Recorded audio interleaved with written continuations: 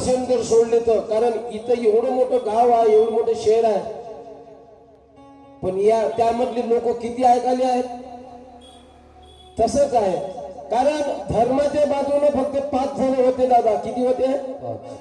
आणि अधर्माचे मागे किती होते? आणि तसंच आजही आहे.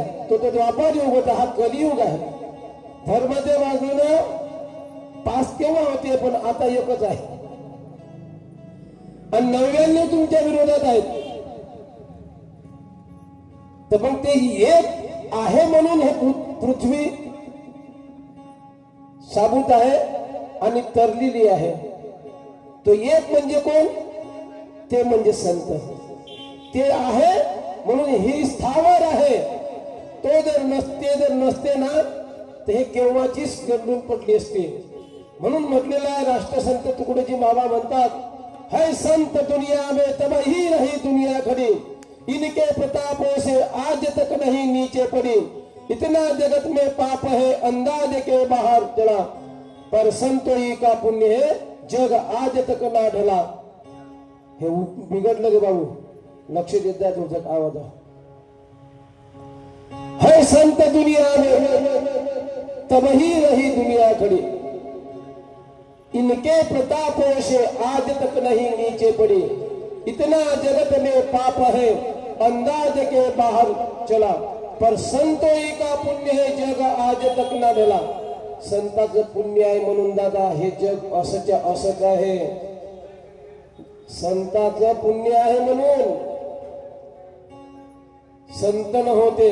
आग लगी है संसार में जल जल गिरत अंगार, संत न होते दुनिया में तो मर जाता संसार. काय चुकीचं आहे त्यामध्ये?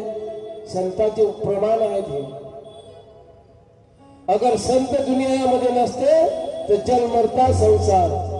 संत होती जगा माणसाच्या सारी के, संत होती जगा माणसाच्या सारी के, संत होते जगा माणसाच्या सारी के, संत होती जगा माणसाच्या सारी के, संत होती जगा माणसाच्या सारी के, संत होती जगा माणसाच्या सारी के.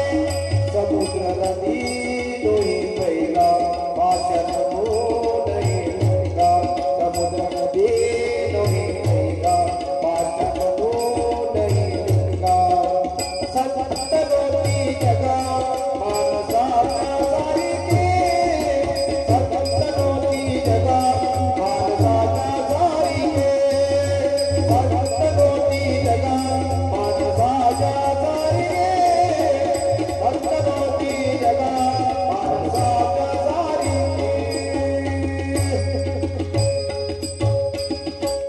संत नव्हते जगा माणसाच्या सारी के.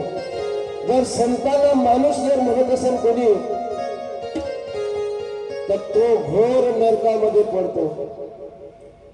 म्हणून संत नव्हते जगा माणसाच्या सारी के. जसं समुद्र म्हणून आहे गंगा. गंगा गंगा आहे.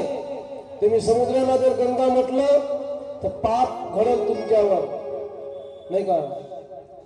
पाषाण म्हणून आहे लिंगा. पाषाण लिंगाला पाषाण म्हणून आहे. तर म्हणून संतांना माणसं म्हणू नका. संत संत आहे. संत आहे म्हणून हे स्थावर आहे, नाही तर केव्हाचीच गलंडली असते. मग हे करत असताना आपण दुसऱ्याच्या घशामध्ये गेलेला आहोत हे जेव्हा कळत नाही, मग केव्हा कळेल तुम्हाला? गेल्यावर, इथून गेल्यावर का? गेल्यावर कळणार नाही, पश्चाताप होईल नाही का? एकदा गेल्यानंतर जाण्याच्या अगोदर काहीतरी करा, गेल्यावर काहीच होत नाही. गेल्यावर काय करणार आहे तुम्ही? कारण तुमच्याकडे साधन राहणार नाही करण्यासाठी. साधन राहील का तुमच्याकडे? आत्मा राहील फक्त, पण साधन कशा करून घेईल नाही का?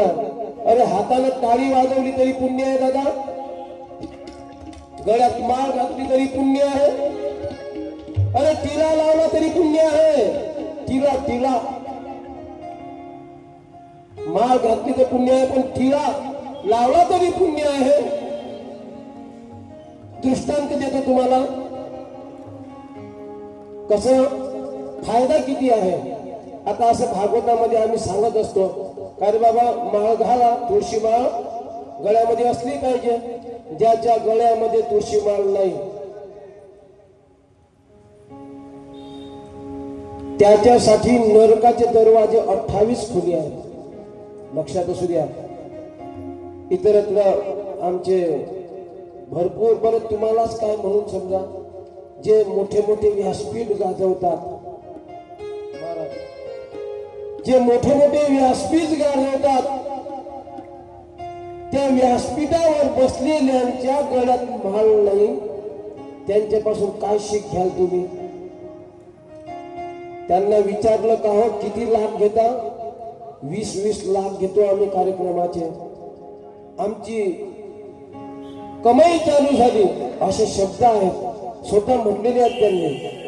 आणि म्हणतात आमचा व्यवसाय आहे, आम्हाला धर्माबद्दल काही घेणे देणं नाही किंवा तुमच्या याच्याबद्दल बनणं नाही. माझ्यामध्ये कला आहे, ती कला मी प्रदर्शित करतो. मी माळ घातलीच पाहिजे असं कोणी सांगितलं? असे बोलणारे आहेत बोलणारी.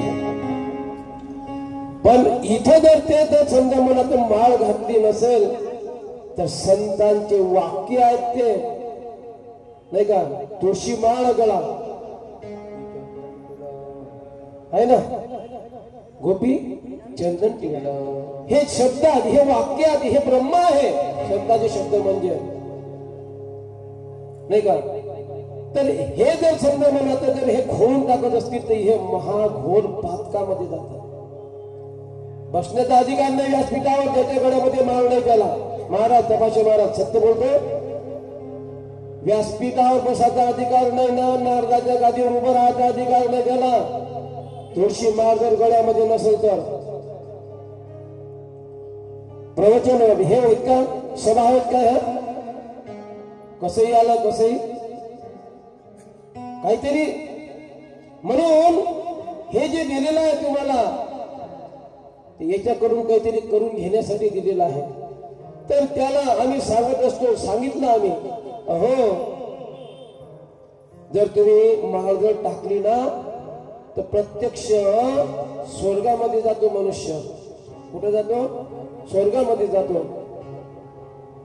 आणि